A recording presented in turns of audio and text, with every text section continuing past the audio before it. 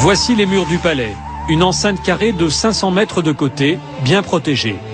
De l'extérieur, impossible de voir ce qui se cache derrière ces murs. Voici la porte d'entrée. Ce palais a été construit il y a 6 ans. Le prince Al-Walid, qui en est à son 4e mariage, vit ici avec sa fille de 21 ans et son fils de 23 ans. À chacun son bâtiment. Un pour le prince et 2 autres pour son fils et sa fille. Au total, 317 pièces. La visite commence par les jardins, dessinés par le prince lui-même. Il adore prendre ses repas en extérieur. Un jardin japonais, quelques rocailles, de quoi organiser d'agréables barbecues. Cette piscine se prolonge à l'intérieur du bâtiment de droite. C'est le jardin secret du prince Al-Walid, le hall africain. Ici, la lumière est jaune, c'est normal, c'est pour faire savane. Walid bin Talal est un passionné de nature et d'Afrique. C'est ici qu'il rassemble ses trophées, ses animaux chassés au cours de safaris africains.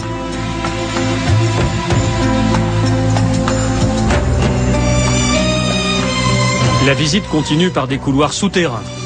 Tous les bâtiments sont reliés entre eux par un réseau en sous-sol. Il y fait plus frais. Et voici le complexe sportif privé du prince. Il s'y rend tous les soirs pour nager dans cette piscine. Il peut y faire des longueurs de 30 mètres ou se lancer de son plongeoir de 5 mètres. Tout autour du bassin, des petits salons permettent de recevoir les amis et de leur montrer la maquette de la tour Kingdom, la fierté du prince. C'est un décorateur français qui a conçu cet endroit. La France, où le yacht du prince est amarré chaque été dans la baie de Cannes. Bien sûr, il y a une salle de cinéma privée. Le prince est un amateur de films américains et côté français, il adore Louis de Funès. Et quand il faut partir, le prince peut choisir. Il change de voiture tous les jours. Des 4x4 qu'il possède chaque fois en double exemplaire, un pour lui et un pour ses gardes du corps.